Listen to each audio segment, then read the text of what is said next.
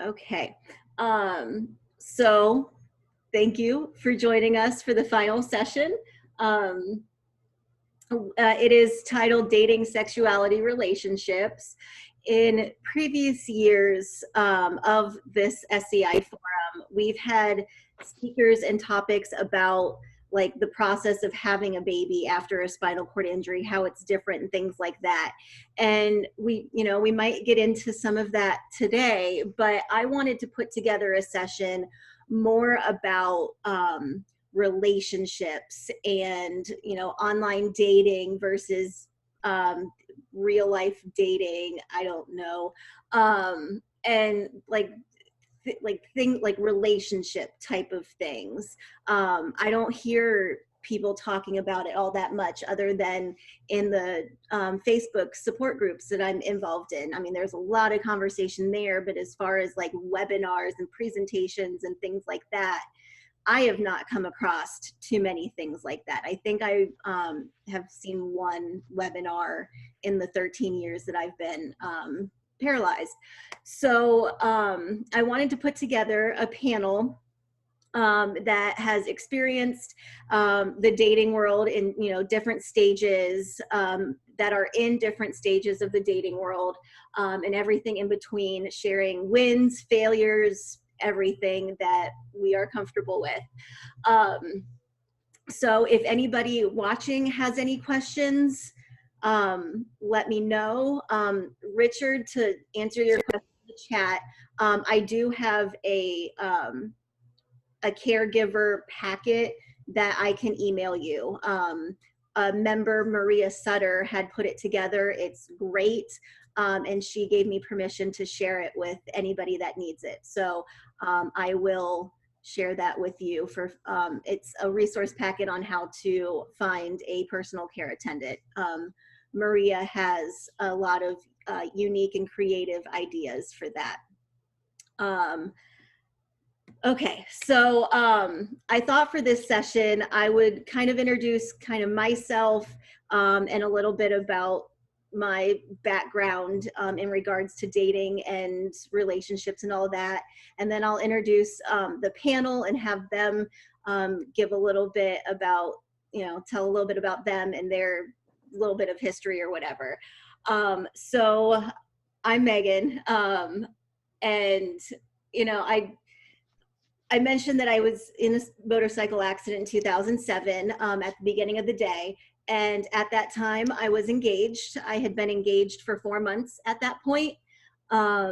He was very supportive in all of it, throughout my inpatient stay, even afterwards. And we were set to get married 8 months after my injury. So we did. We got married. It was a blizzard. I should have seen the signs coming, but we got married, and then about a year and a week later, we separated and got divorced. So then the next 10 or 11 years post-injury, I spent very single. And when I say very single, I like not even going on dates, very single. And I was pretty much on every popular dating app there was, Match, Bumble, Tinder, Plenty of Fish, OkCupid, like all of them. And some of those guys on there, they wouldn't care about the wheelchair. Some of them would. Some of them said they want a relationship. Some of them just wanted sex. I had like all of it. And then last year, in the most unexpected way, in the most unanticipated way ever, I met like the man of my dreams, and we've been together ever since and looking to move in together at this point and all of that stuff. So I have seen every side of, I've been through every side of the dating world. And I know I'm not unique in this way. I know a lot of us go through hardships of divorces, separations, breakups. I know a lot of us spend a considerable amount of time alone. It's unfortunately a reality for us. It just kind of, our spinal cord injury kind of just adds to the complexity a little bit, but that's why I wanted to have this panel. So we do have Rob Ross and Kevin Sullivan joining us on the panel. We were supposed to have one more, but we'll see if he logs on or sends me a text. And if he does, then awesome. But Rob, do you want to kind of start us off and tell us a little bit about yourself? Sure. Can everyone hear me? Yes. Good. Okay. Yeah, just to tell you a little bit about myself and my journey. So the story has a happy ending. So just to kind of give you a sense for where this is all headed. And myself, much like Megan, and probably much like most of us, have gone through the ups and the downs and the every little bits of being in a relationship and being in relationships, dating to not dating to whatnot. Just to touch about me. I'm a quad. I'm a C6 quad. I've been in a wheelchair for 28 years. So I'm kind of an old man when it comes to this business. I had a diving accident in '92 when I was 18, and should be long dead by now. Should have drowned, and that should have been that. So it kind of gives you, those of you who have been through a life-changing experience like that, and those of you who have come out the other end, as most of us have, generally tend to have a smile on your face when you wake up in the morning, no matter what the SHIT is in the day, because the alternative would be down at the bottom of the ocean right now. So I generally try to approach my life in that manner, and my injury as well. Not to say that there's not incredible challenges that come with it. Specifically about relationships, and sexuality and whatnot, I would be more than happy. I think it's probably a good idea just to give you a little bit about me, but also to leave some room for questions and answers, because, I can tell you a bit about my experience, but I also recognize and see that there are plenty of people participating that may have some questions to ask, and I can certainly be a part of that when we've all had a chance to talk. So when I had my accident when I was 18, I was going out with someone who I thought was we were going to have a pretty long future together, and of course that did not last so long as it should not have. We both needed to kind of go through our own transition in life and whatnot, and in the intervening years, I discovered from, very short-term flings to some medium-term to long-term relationships that they each kind of had their own flavor to them. The vast majority of them would kind of fall under the category of whether I did or did not know who I was at that point in my life. And what I mean by that is just very specifically is that for me, and now being in a very successful relationship and very long-term one, that the more and the more comfortable I am with myself, the better I am in my relationship. And so it all is a circle, right? So, in terms of, and if you take care of your skin, then you're going to be able to get up in your wheelchair, and you're going to be able to take care of your health, and all those things are going to feed into your job and feed into your life. It's the same thing in my experience with relationships. As long as you've got your head put together, as long as you know who you are, as long as you're working on the mental aspects of being a disabled individual, it tends to bleed over into the success or the failure of your relationships. I have gone through 2 major relationships in my time, both of which were marriages, because and we don't need to go into why many of us can't actually get married because of Medicaid, but you will see that there is a ring on this finger, but no piece of paper tied to it, and that's a conversation for a whole different topic if anyone wants to get into that portion of it, because I have plenty of opinions about that matter, and we can get into that when and if you have those questions. But my first marriage We were together for 11 years and we're happy for the first 5. So you do the math. And it just generally came down to learning very quickly what did and did not work in a long-term relationship. It was relatively early on in my accident, about 10 years or so in, and you know, we tried things like she was my full-time aide for a long time. I would not recommend that personally. That did not work for me, to have my my spouse or my you know, your relationship be your aid. I generally tend to find that that was not the best and is not the best recipe for success. We had some fantastic and great times. We traveled the entire country for a year after 9/11, and then did well. And then we kind of just split apart, and she went in one direction, I went in another, and we spent 6 years trying to push the thing back together again, and learned that it wasn't going to be. Went through a divorce, stayed together longer than now looking back on it than I would have liked. But I learned that through therapy and through some 12-step programs, because she was an addict in the end there, that basically that I was terrified to be on my own. I was tied up with her financially. I was tied up with her care-wise, and that kept me in a bad situation that wasn't necessarily safe for me to be in. And you may or may not have found yourself in those types of situations, whether it's in a long-term relationship, whether it's in a caregiving relationship, whether it's in a financial one, where we can find ourselves vulnerable in those moments, and they can really steer the boat when we don't necessarily want to. So that's the failed relationship. I went through some time there to kind of put my head and my body and my soul back together again.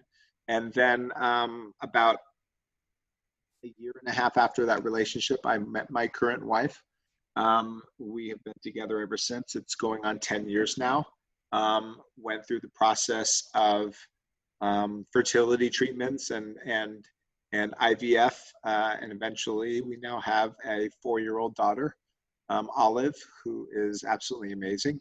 And I never ever thought in a million years that I would be a 40, almost 47 this week, year-old quadriplegic with a daughter who climbs up on my lap like I'm a jungle gym and treats me as if you know, I'm a normal guy. And guess what?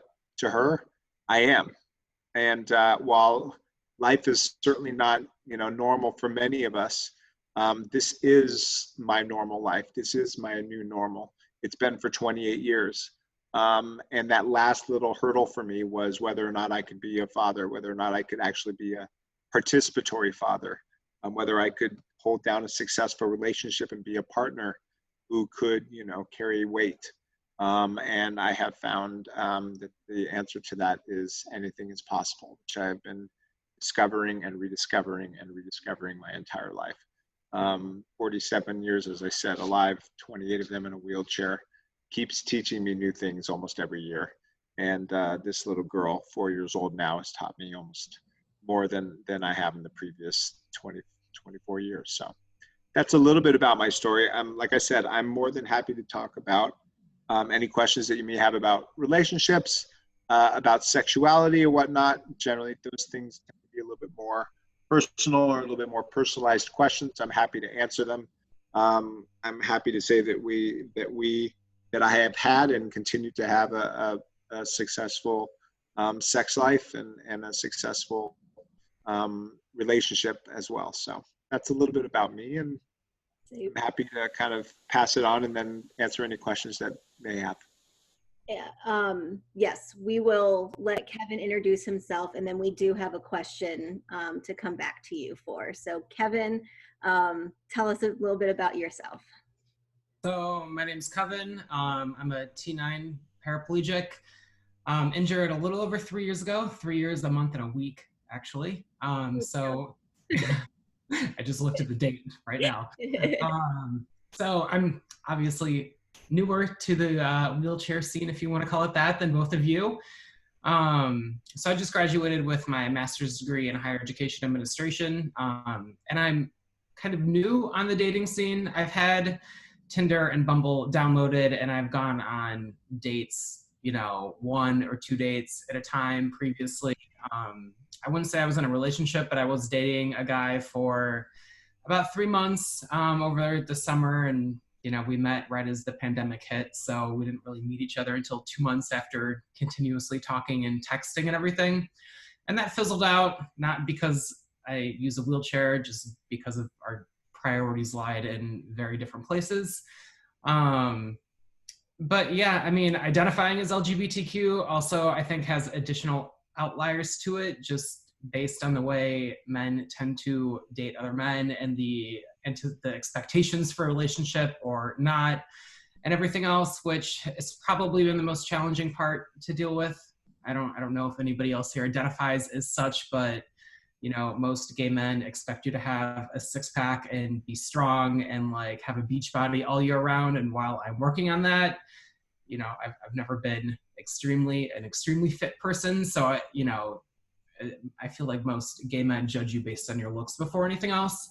But when I'm not currently on any dating site. I am talking to another person at this time. But when I'm on there, I don't necessarily put that I'm a paraplegic in my description. I'll have like a wheelchair icon, and then in my photos, I'll just throw in photos with myself in a wheelchair.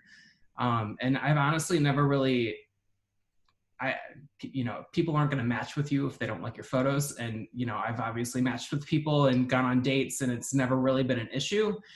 I'm always more than happy to talk about sexuality and everything else and like sex life with them if they ask about it. But yeah, that's kind of where I am. I haven't been in like a long-term relationship since I've became a paraplegic, but it could happen. It will happen. Awesome. Well, thank you both for coming. Rob, the one question that was asked is, what helped you most mentally to find yourself? Good question. Still looking. No, I mean, that's a joke, but that's also actually the truth. The plain fact of the matter is that it's a journey, right? I mean, I can go through any number of different stages of my disability, and like I said, 28 years will teach you one thing, which is that you are never done finding yourself. And so I know that the person that I was when I came out of rehab was a very different person than I am now.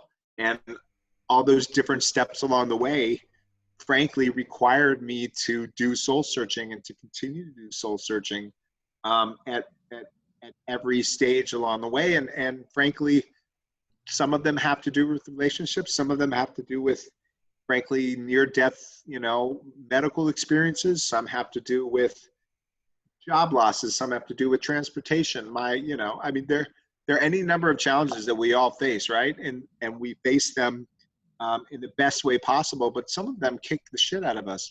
And some of them require us to really kind of get knocked in the head and get kind of kicked off of the course that we think that we're on. And so that's a long preamble of saying, well, how do I do that? I mean, I think that I can answer that for myself, but I also think that there's a lot of personal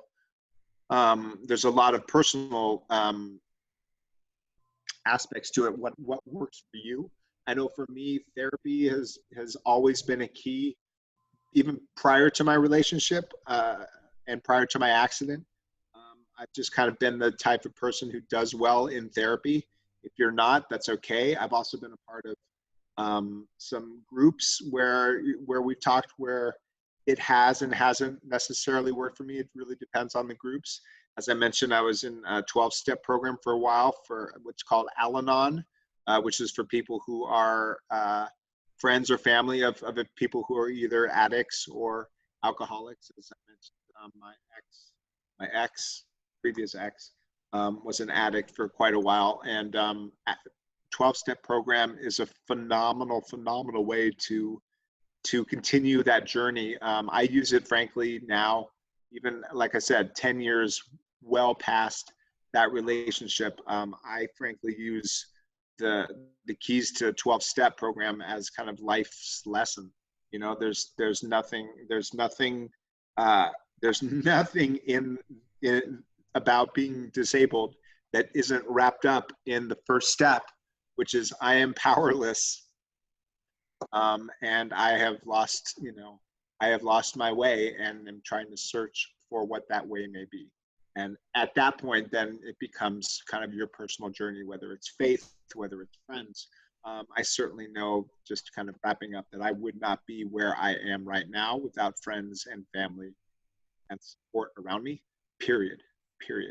And that, more than anything, is really a way that I have been able to help kind of get myself back on track during those moments that, frankly, will continue to happen. So I guess the short answer is I'm still finding myself, but I continue to evolve, and will hopefully continue to do that anytime a challenge happens. Yeah, and I can't speak any more highly of therapy than possible, because I know therapy is not for everybody, and you do have to find the therapist that works with you. You know, it's not a one size fits all. If you go to one and you're not vibing with that therapist, then you have the right to go somewhere else and find somebody that fits you better. It can be time consuming, but it's worth it. I hit a pretty low point. I guess I don't know, year and a half, 2 years ago, maybe, I don't know how long ago.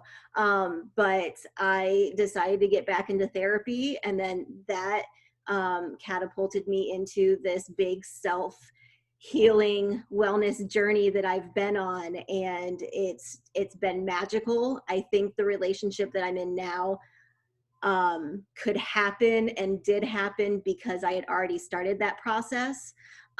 He and I talk very openly about our struggles. You know, he has, you know, some things that he deals with. I have my things that I deal with, and we're very open about talking about that stuff. So we're both very supportive of each other, of going to therapy, getting help, doing coping mechanisms, self-care, you know, all of those things. So kind of to reiterate what Rob was saying, like you have to find what works for you, and stick with it. Stick with it, because it is a constant journey. Another question is, says that a fear of mine is, how do I deal with not being able to help my baby the way I want? Is that something that comes into play for you? Yes. The short answer is yes. I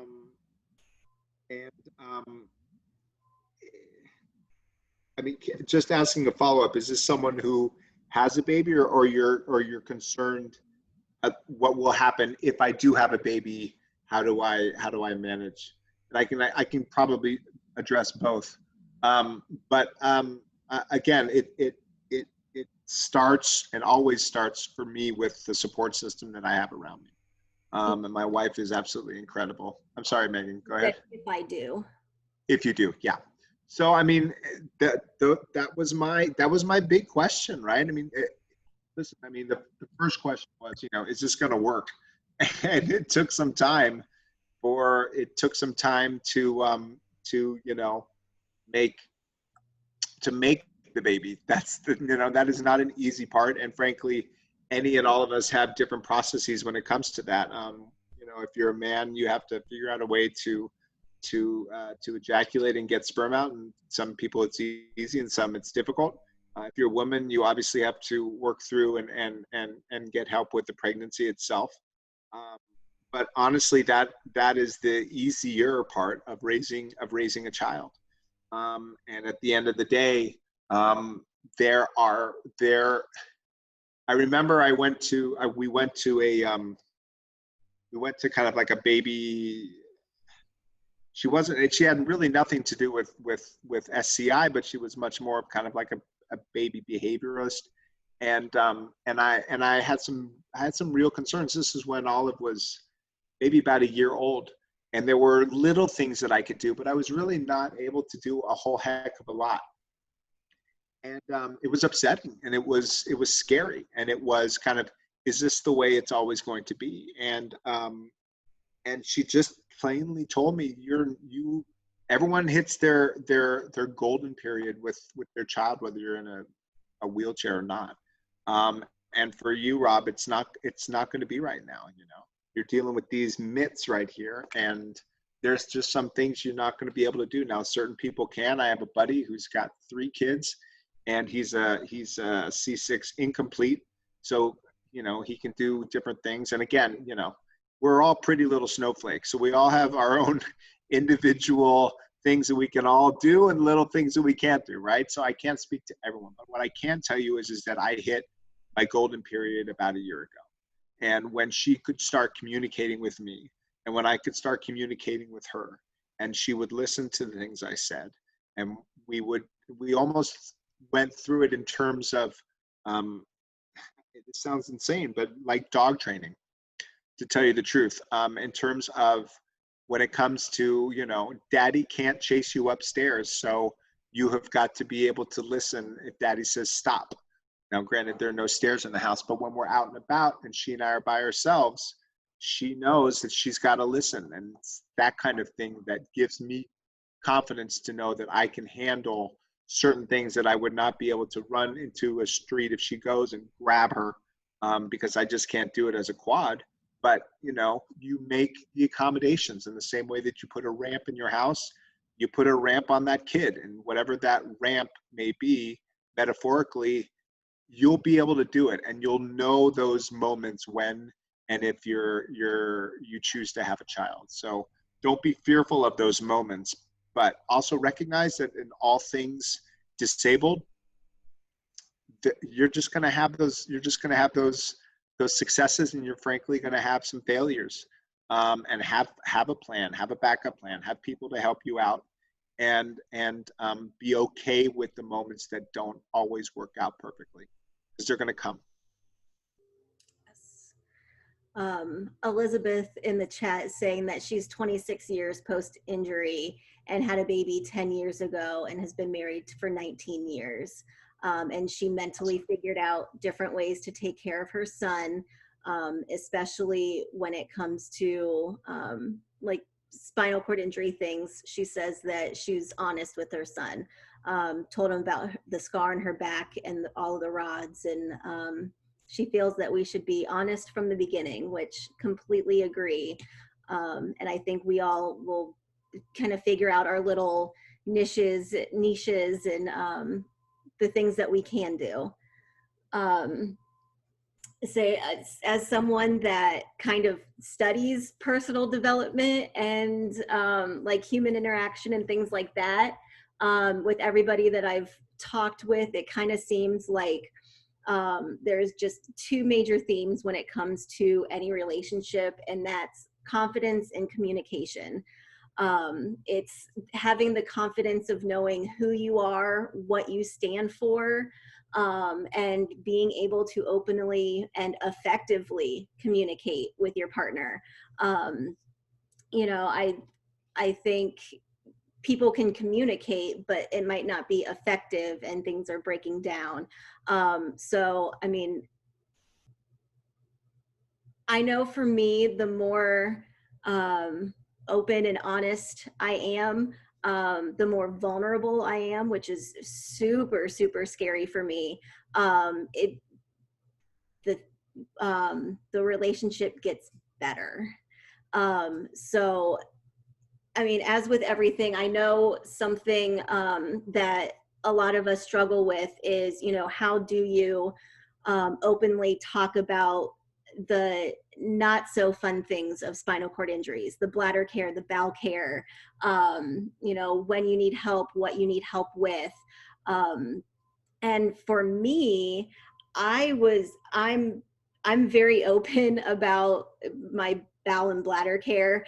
I talk about poo with a few different of my friends. My partner and I talk about each other's poo. It's great. But I mean, I just was very open from the beginning. I think it was the second time Chris and I were hanging out. So I guess our second date. I was riding with him in his car and I had to go to the bathroom. My bladder was full and I just looked at him like, so I need to pee. We either need to like be there now or I'm going to cath myself in your car while you're driving.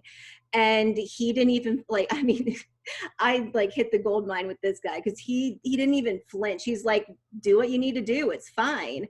And the more that I bring things up like that and just the way that, we are able to joke about it, I think that's our thing. It might not work for everybody, but I don't bombard him all at once with everything.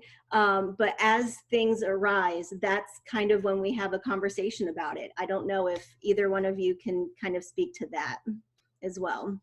I mean, I'll jump on and say that, like, I remember when I first started dating and when I was on Tinder, I would always say, like, I use a wheelchair. Is that okay? And then finally somebody was like, why the hell are you telling me that? You have it, it has it in your photo. Like, and it took like a minute. And I was like, oh, you know what? You're right. Like, I didn't have that I had the self-confidence with friends and being out and being a productive member of society and in school and everything. But like when it came to dating, I was like, why do I need their approval? Like, they see it. And if they like me, they're going to like me for who I am and my personality, and not, because I use wheels to get around.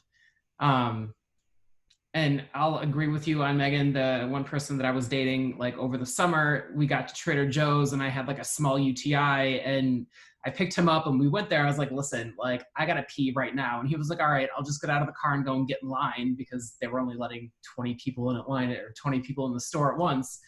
And he was totally cool about it too. I mean, that hasn't happened with anybody else I've gone on dates with, so I don't know how they would react. But like, I feel like if the person you're dating and the more, you can communicate about the not so pretty things about having a spinal cord injury, it'll work out. And the person I'm talking to now, I wouldn't say we're dating, but he does live in a different country and his visa is expired and can't get over here, obviously, at the moment anyway. But when we do FaceTime or talk on the phone or whatever, I mean, we've both been super open at everything. And, early on when we were talking, he was like, so how do you do this? And how do you do that? And it's nice that they ask, and it's like, I can be open and they don't care. It's like, okay, I get it, and they do their own research and they're like, oh, did you know about this? And it's like, I appreciate it, but yes, I did. Yeah. Exactly. And Elizabeth adds in the chat that when your significant other will help you clean poo up off of you, he's a keeper. Definitely. And if you poo while having sex, just say it's natural and oops. And exactly. And it will happen. It's not on if it will, it's kind of like a when it will. You can do everything in your power to prevent that from happening. And you should, empty your bladder, make sure your bowel's empty before engaging in any like sexual activity. But it still will happen every once in a while, even when you do everything correctly. And it's natural. You just kind of have to laugh it off. You get it cleaned up. And then if you guys are still in the mood, then just go ahead and get back to it. But if that kind of was a buzzkill, then, there's other chances. But yes, that will happen. And if I could just add one more thing, Megan, for those that are out there that are dating and whatnot as part of it, I found especially early on that for whatever reason I had finally kind of worked through, this goes back to the question of, finding yourself and whatnot. I had worked through a lot of my issues that I thought that I had, had finally gained the confidence to go out in public and gain the confidence to have an accident or gain, but for whatever reason, and there may be maybe some of you who agree with this, I think we as disabled individuals kind of tend to take the dating platform and use it as a barometer for our confidence level, more so than a lot of other aspects of our life. At least that was for me. And I find that fascinating, and also a cautionary tale for those of you that are out there dating.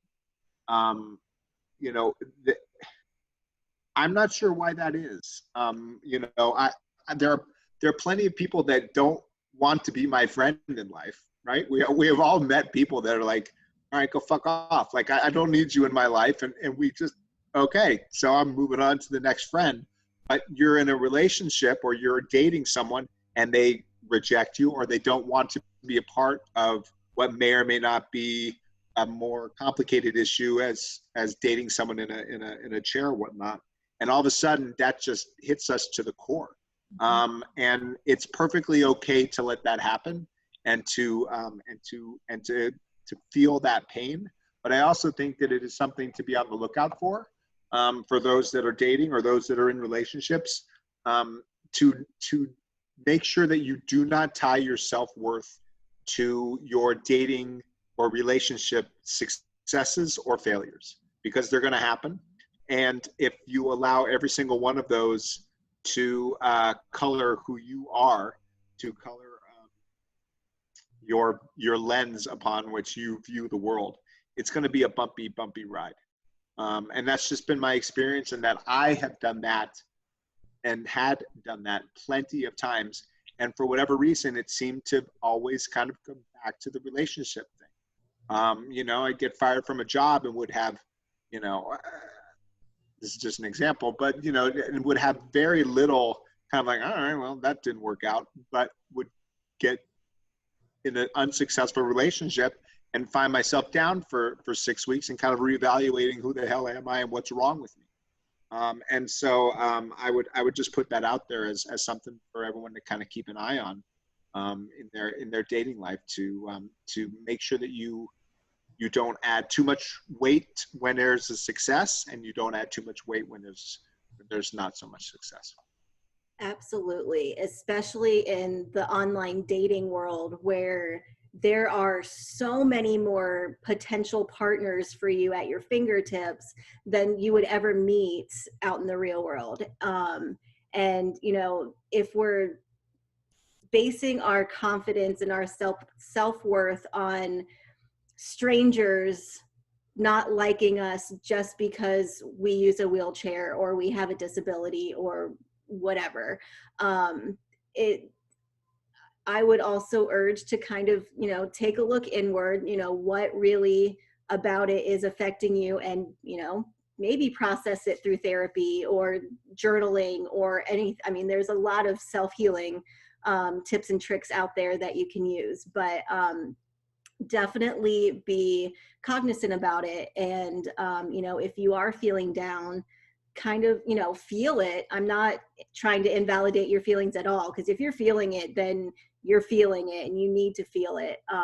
But kind of analyze, like, why are you feeling it? What is the root cause of it? And then kind of go from there and let it pass through you. And we also need to realize with online dating that, when you're on Bumble or Tinder, you swipe through the pictures first. It's not that you meet somebody at a restaurant or a bar and you get to know them and their personality. You're basing all of your judgments on 140 characters and 10 pictures. So it's not like, sure, like, I've matched with people and I've gone on dates and we've had good dates, and I've had terrible ones as well. But, it's not like, it's a godsend for people that can't, don't get out, or there's nothing, not much around them where you can meet individuals. But at the same time, I feel like it's a very superficial way of starting a relationship. Yeah, it can be. Richard is wondering, apps versus just meeting, advantages and disadvantages of both of those. Well, I can speak to that, just as someone who did not have success with apps or online. For whatever reason, it was not the way that I think it was not the way that my personality came through. I think that's the easiest way to put it. And sometimes it is, and sometimes you have to find what's best for you. But I would go back to that, what I just said, which is that find the way that who you are, regardless of your disability, who you are as a person comes through. If you're better, like I am, in personal interactions, then go and do that. That's how I've met almost every single one of my relationships, has been just in person, because they see me out and about, whether I'm with friends or not with friends. They see that I'm comfortable in my own skin. They see that I'm going in and out of a bar, or I'm, getting a drink, or having someone bring me food and saying, "Excuse me, would you mind cutting that up for me?" And there's the way that we live our lives, and the way that people saw me from either afar, or people were introduced to me, was much more came through in personal interactions. And so that was best for me. But I will go back to, you have to find that answer for yourself. So if you feel like I'm best on an online app, and whether you do or don't reveal that you're in a wheelchair, up front, that's certainly your choice. But for me, it was finding the way that you best show yourself. And for me, that's in person. And for others, it may be online. But to me, that's the answer to the question. Who and where are you most comfortable in your own skin? And that's where you're going to find someone who wants to be with that best person. And I definitely agree with you. I mean, I don't explain myself well in like a paragraph. And, the good thing with I think Hinge now does like video calls. So instead of like texting back and forth for however long you're going to before you meet in person, like you can actually talk on the phone with somebody, and I feel like that's a way to let their personality shine. Now with the person I'm talking to right now, he's the roommate of one of my closest friends for the past 11 years. So that's how we met. And obviously we still text, and he's in Mexico and everything else, but and that may be a stretch for a relationship, but at the same time, it is what it is right now, and I'm happy with it, and it's non-committal, and it's somebody who I find attractive that I can talk to. But yeah, I mean, I definitely agree with you that, I don't know, in my personal experience, just meeting, because that's how they get to know you, and that's how they see you, and I don't know, for me, that's how my personality shines. Yeah, and I mean, there's pros and cons to both of them. I was on all of those dating apps, and I did have a couple of dates here and there, but I met Chris at an adaptive paddling workshop. He was my instructor, so we were doing something that adaptive together when we met. So personally, I think just getting out and showing, that's how I show my personality. I'm best kind of out in my element, and maybe that didn't come through like I thought it was through the apps. I don't know. So there's definitely advantages and disadvantages of both, depending on your personality and how they're best, or how you're best portrayed. And then with online dating, is not saying that you're in a wheelchair dishonest.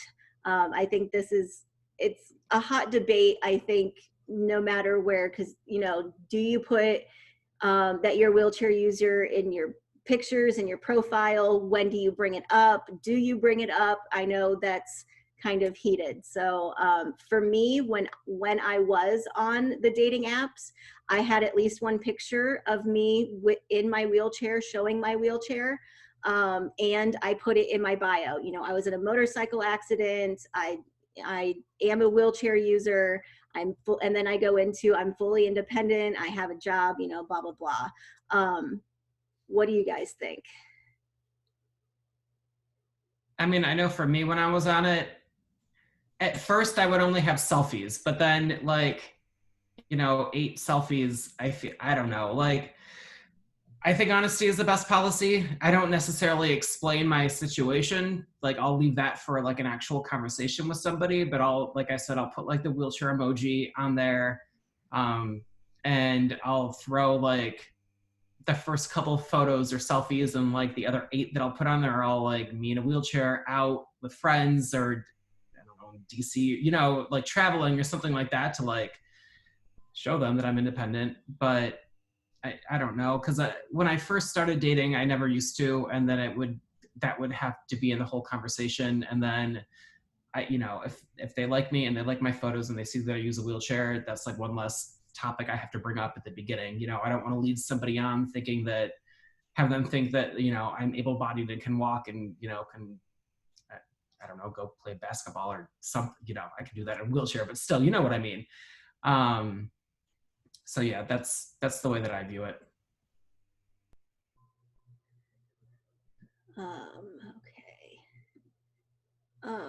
Okay. So technically we're out of time, but there are a couple more questions. I know I can answer this one, but I'm interested in the guy's opinion first. Have you come across a devotee, and is that necessarily a bad thing? And I mean, if you don't know what a devotee is, it's a person that specifically searches for a mate that uses a wheelchair. It's kind of looked as like a fetish.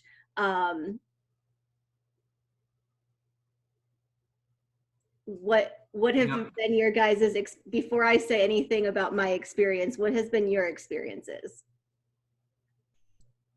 I'll let Kevin grab this one first, and then I'll hop on. So my Instagram is private, but somebody found me through like a hashtag and DM'd me, who lived in New York. And I thought he was cute, and he was like, oh, my ex-boyfriend used a wheelchair.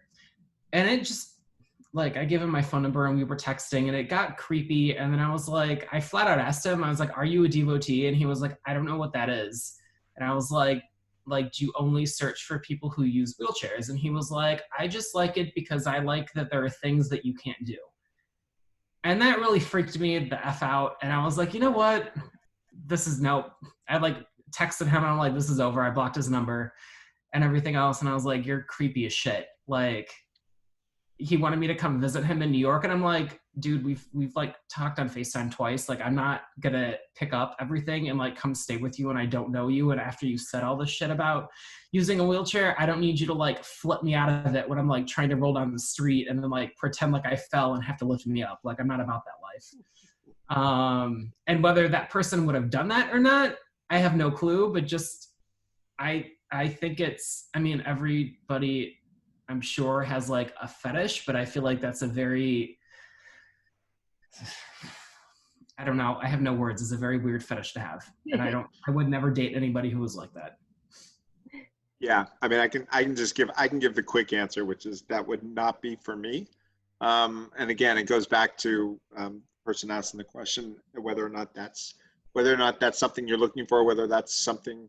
It seems more to me like, I would say this: if you're looking to hook up with someone and just have it be casual, and you know, you're just looking to have a quick one night stand, and you happen to find someone who is seeking out someone in a wheelchair, and you're okay with that, then do it. I don't necessarily think that's the best foundation to build a relationship on, although it's who the heck knows. But I mean, you know, if that's what does it, I mean, you know, there are people looking for bald men. I'm not going to say no. On the other hand, it's sure as hell not going to be what we're building a life upon. So, you know, to me, I agree completely with Kevin, and I'm eager to hear what Megan's experience is with it. But no, I think that there can be some creepy motives behind it, but there may be just some simple fetish stuff behind it. And if that's what you're seeking at that particular moment, then as long as you're safe, then you're okay. Yeah. Yeah, being on dating apps for like 10 years, I have had my share of messages from divos. And most of the time, like as soon as I realized what it was a, I don't think this is going to work out. Let's move on type of thing.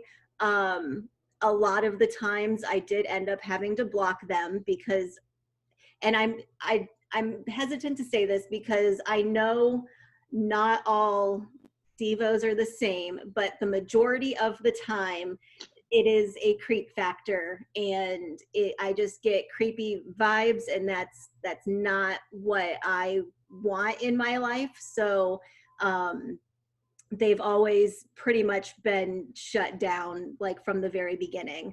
um, I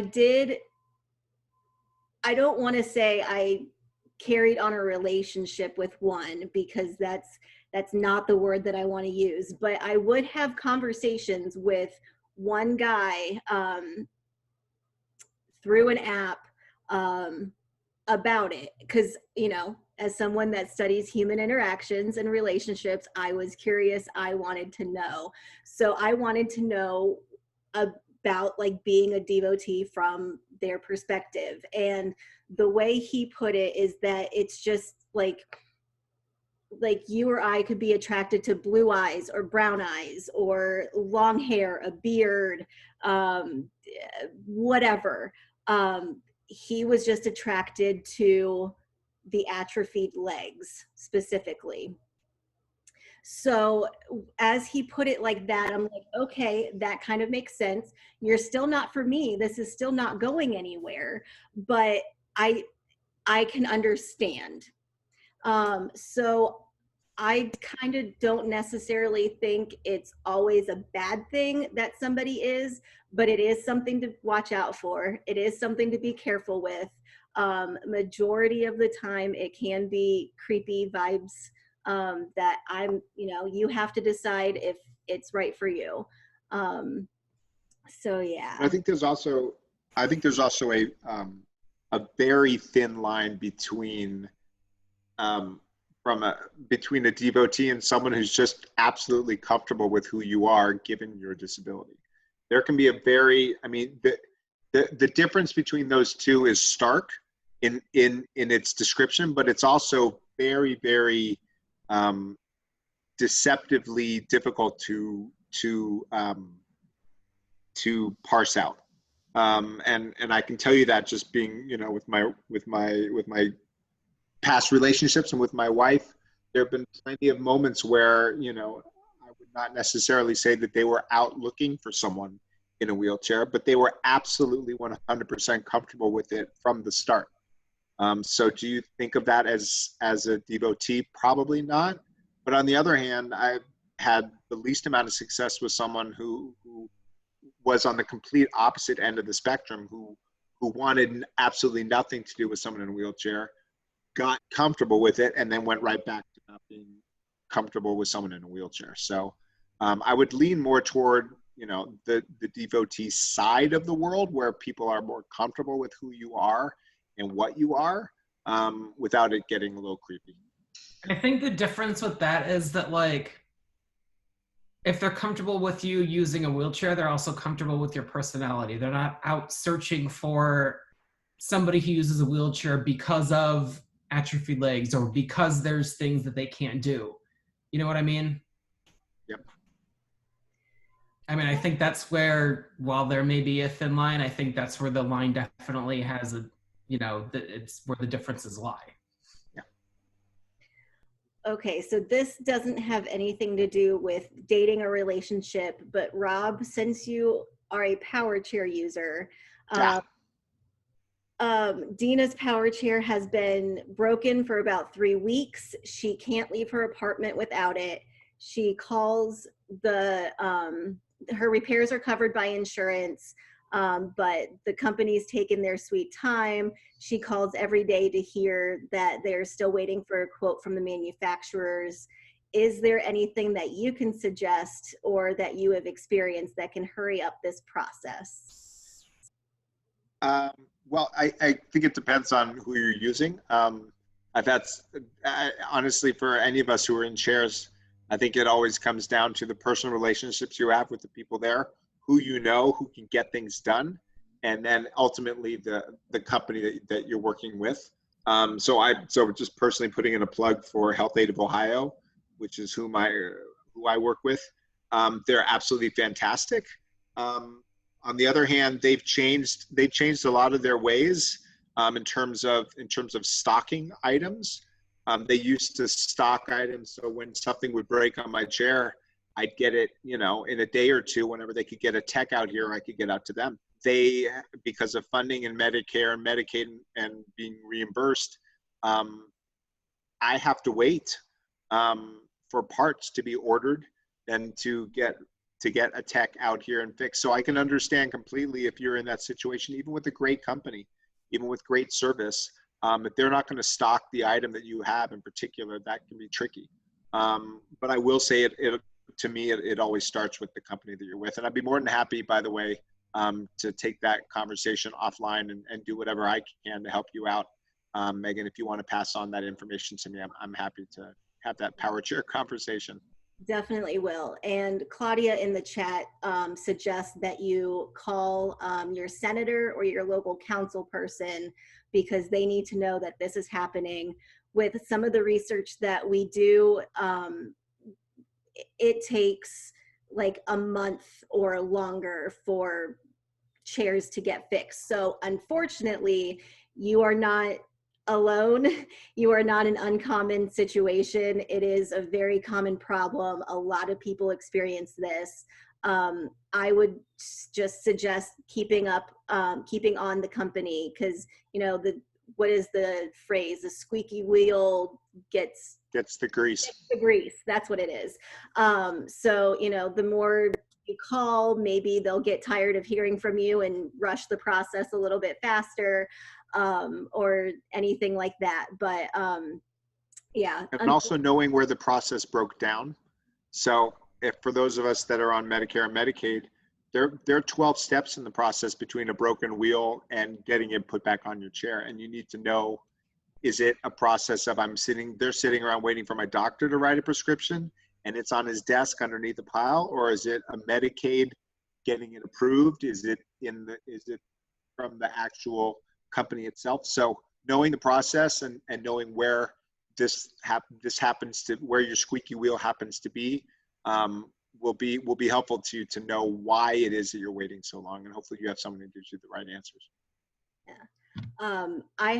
There's one last thing in the Q&A that I think is just beautiful, so I want to end with that. But so before we end, Rob, Kevin, thank you so much for joining us today. I think this was great. I hope all of our attendees got something out of this. So thank you for joining us.